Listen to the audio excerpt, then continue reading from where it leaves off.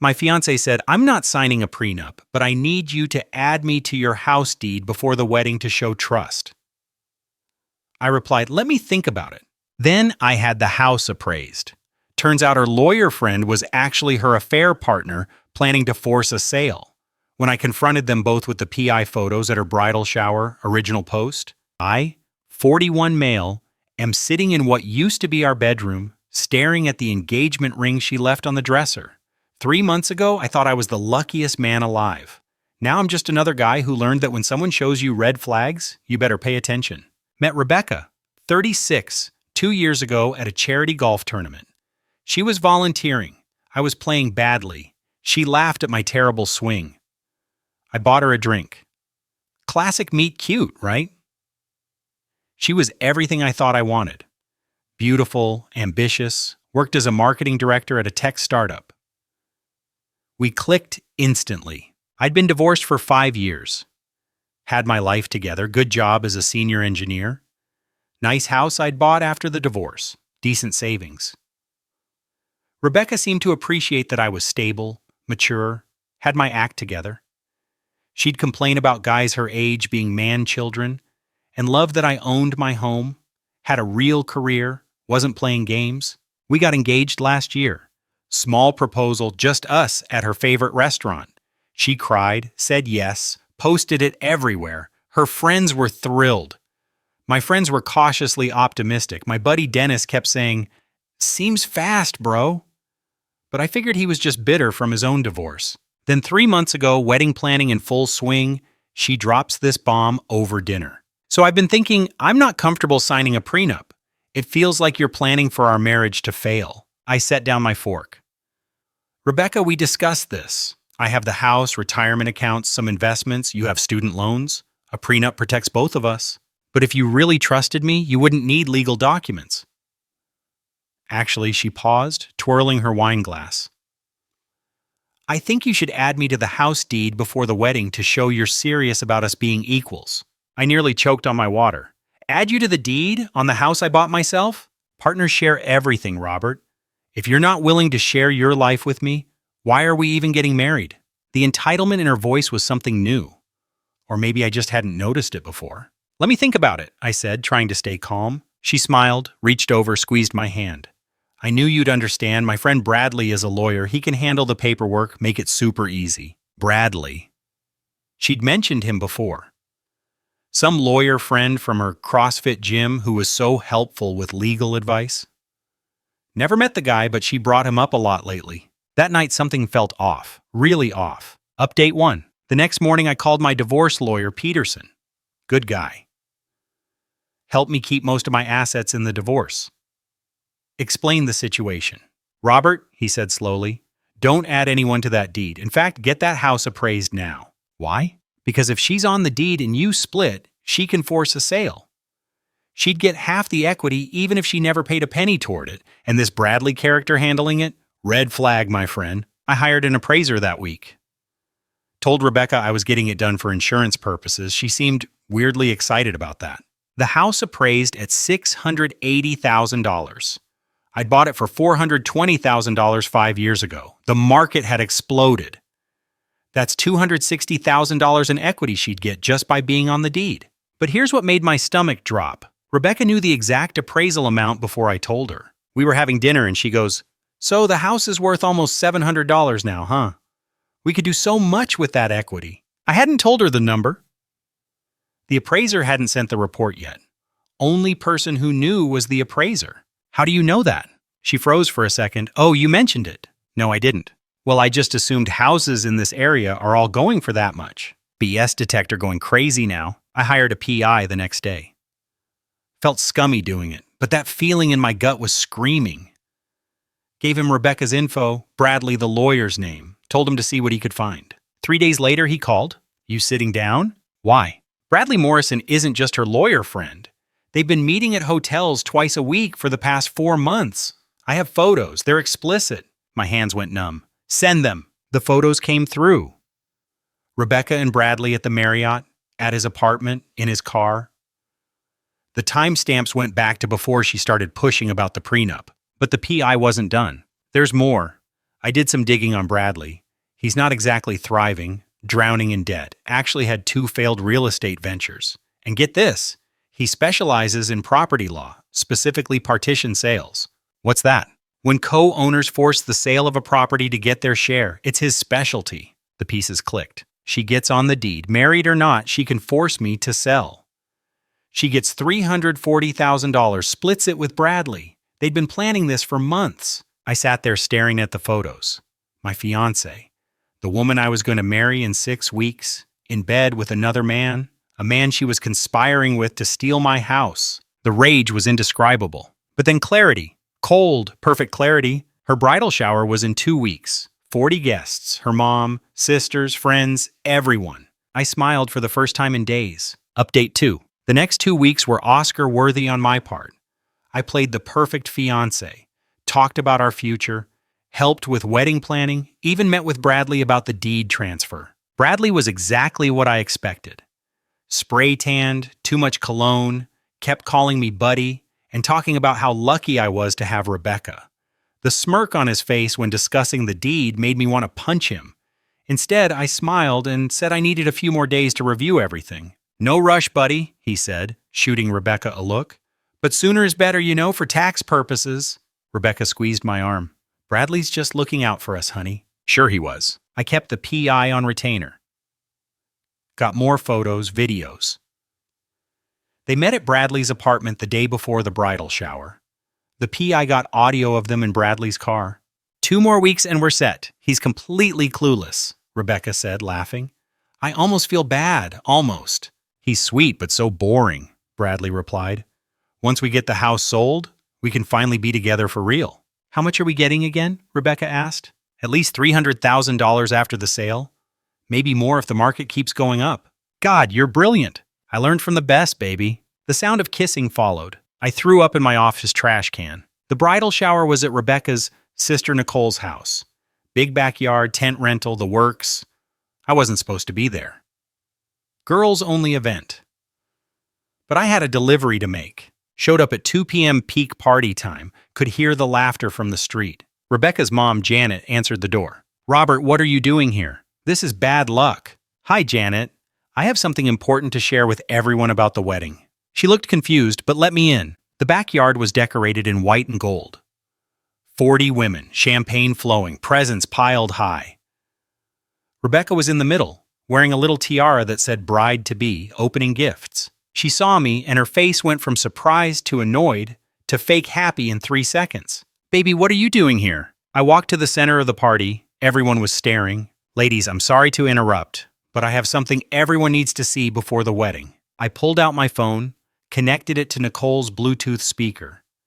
She'd given me the password months ago, hit play on the audio from Bradley's car. Rebecca's voice filled the backyard. I almost feel bad, almost. He's sweet, but so boring. Once we get the house sold, we can finally be together for real. The silence was deafening. Rebecca's face went white, then red. That's not what it sounds like. I held up the printed photos.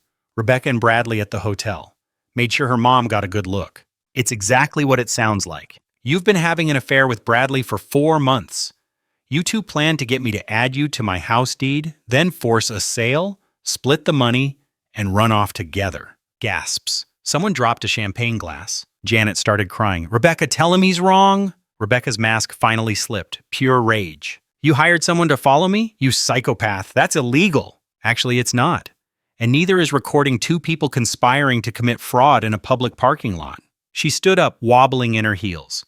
You can't prove anything. Bradley is just a friend helping with legal matters. Right. Friends who meet at the Marriott every Tuesday and Thursday. Friends who discuss stealing $300,000 from me. Her sister Nicole looked disgusted. Becca, what the hell? Shut up, Nicole. You wouldn't understand. Robert's loaded. He can afford it. That house is half mine anyway. I've been living there for 8 months. Paying 0 rent, 0 utilities, contributing nothing while planning to rob me, I said calmly. Her cousin stood up. I think you should leave, Robert. I'm going, but first, I pulled out a manila envelope and handed it to Rebecca. You've been served. Eviction notice. You have 30 days to get out of my house. Your belongings are already packed. Dennis and Mike are loading them into a truck as we speak. You can pick them up at the storage unit on Riverside. First month's paid. After that, it's on you. She lunged at me. You can't kick me out. We're engaged. Her mom and sister had to hold her back. Not anymore, I said, staying calm. The engagement's off. The wedding venue, vendors, everything's been canceled. I sent emails an hour ago. Oh, and Bradley's wife got copies of everything too. Figured she should know what her husband's been up to. That stopped Rebecca cold. Bradley's wife, Melissa, lovely woman, pregnant with their second kid. She's filing for divorce Monday, probably taking him for everything he's worth, which isn't much according to my lawyer. Rebecca collapsed into a chair. The rage was gone. Just shock now. Update 3. Left the bridal shower to the sound of chaos. Rebecca screaming, her mom trying to calm her down. Guests fleeing like the place was on fire. Nicole texted me later that night. Holy hell, Robert, I'm so sorry. I had no idea. Not your fault. She's losing it. Broke a bunch of dishes, blamed everyone but herself. Mom's devastated. Sorry this ruined your party. Are you kidding? This was the most excitement we've had in years. Also, you're a legend. Got home to find Rebecca had tried to break in. Scratches all around the lock. Doorbell camera caught her kicking the door and screaming. Sent that footage to my lawyer too. Bradley started blowing up my phone. Threats about lawsuits, defamation, harassment. My lawyer shut that down quick with a cease and desist letter. Then Bradley's wife, Melissa, called me. Robert, I wanted to thank you, she said, for ruining your marriage. She laughed bitterly. For saving me years of my life. I suspected something but could never prove it. He's been moving money around, hiding assets. Now I know why. I'm sorry you're going through this. Don't be. I'm taking the house, the car, in full custody. My lawyer says with the evidence you provided, Bradley's screwed. Small comfort, I guess. Rebecca tried everything over the next week, showed up at my work crying. Security removed her. Had her mom call begging me to reconsider. Janet was nice, but I held firm. Sent a fake suicide threat text. I called 911 for a wellness check. She was fine, just pissed. Posted on social media about her abusive ex. I posted the hotel photos in response. She deleted everything. Threatened to claim I assaulted her. My lawyer reminded her about the consequences of false police reports. Then came the extinction burst. Sorry, I know that term is overused, but that's exactly what this was. 2 weeks after the shower, I'm at work when building security calls. Mr. Thompson, there's a situation in the parking garage. I knew before I even got down there. My truck was destroyed. Windows smashed, tires slashed, keyed into every panel. Rebecca standing there with a baseball bat, crying and screaming. You ruined my life. Bradley won't even talk to me. His wife is divorcing him. My family thinks I'm trash. This is your fault. Security already had the cops on the way. I just stood there recording on my phone. Rebecca, you're on camera destroying my property. I don't care. You destroyed my life. You destroyed your own life. You chose to cheat. You chose to try to steal from me. These are consequences. She swung the bat at me. I stepped back. She missed. Fell on her face. Cops showed up right then. Beautiful timing. They arrested her on the spot. Vandalism. Attempted assault with a deadly weapon. The damage to my truck was over $12,000, felony territory. Felony. Her mom bailed her out the next day, but the damage was done. Photos of her in cuffs went viral in our social circle. Bradley had already thrown her under the bus, telling everyone she seduced him and it was all her idea. Real class act, that guy. The best part? My insurance covered the truck damage, and they're going after Rebecca for the full amount plus legal fees. But wait, there's more. Last week, Rebecca's former employer reached out. Turns out she'd been using her company credit card for her hotel meets with Bradley. Thousands in personal charges. They're pressing charges for embezzlement. Her lawyer, not Bradley, he's too busy with his own divorce, reached out about a plea deal. She'll plead guilty to the vandalism, pay restitution, do community service if I don't pursue additional civil charges. I agreed, but with conditions. Full restraining order, permanent. She admits in writing to the affair and the attempted fraud. She pays for my truck damage in full. She never contacts me or comes within 500 feet of my property. Her lawyer said she had no choice but to accept. Final update. It's been 3 months since the bridal shower bomb drop. Time for the final update on this disaster. Rebecca took the plea deal. 6 months probation, 200 hours of community service, full restitution for my truck. The restraining order is permanent. She had to write a letter admitting to everything. The affair, the fraud attempt, all of it. My lawyer has it in case she ever tries anything again. Bradley's life imploded. His wife, Melissa, took him to the cleaners. She got the house, both cars, full custody of the kids, and alimony. His law practice tanked when word got out about the fraud attempt. Last I heard, he was living in a studio apartment and working document review for $25 an hour. Karma's a beautiful thing. Rebecca's working at a call center now. Her marketing career is toast. Turns out embezzling from your employer makes you unhireable in that field. She's living with her parents. Janet calls occasionally to apologize. I tell her it's not her fault, but I can hear the disappointment in her voice when she talks about Rebecca. Nicole and I actually became friends through this. She checks in every couple weeks. Says Rebecca still blames everyone but herself. Still thinks I overreacted and ruined her life over a mistake. No accountability whatsoever. Found out some interesting backstory from Nicole. This wasn't Rebecca's first rodeo. She'd done something similar with an ex 5 years ago. Moved in with him. Tried to get him to co-sign on a condo. Dumped him when he refused. He dodged a bullet. Wish he'd warned me. The wedding vendors were cool about the cancellations. Most gave partial refunds. Lost about $8,000 total on deposits. But considering what could have happened, I'll take that loss. As for me, I'm good. Better than good, actually. Got a promotion at work. Turns out avoiding a catastrophic marriage is great for productivity. Started seeing someone new. Amy, a fellow engineer who owns her own house and actually insisted on a prenup when I jokingly brought it up on our third date. We're taking it slow, but it's nice being with someone who has their own life together. The house is all mine, no complications, actually refinanced last month at a better rate. That equity Rebecca wanted so badly, using it to renovate the kitchen. Granite countertops, new appliances, the works. My buddy Dennis framed the eviction notice I served Rebecca. It's hanging in his garage with a plaque that says, "Trust your gut, 2024. He brings every new girlfriend by to see it and tell the story. I've become a cautionary tale and a legend simultaneously. Rebecca tried reaching out once through a mutual friend last month, wanted to apologize and get closure. I declined. She made her choices. I made mine.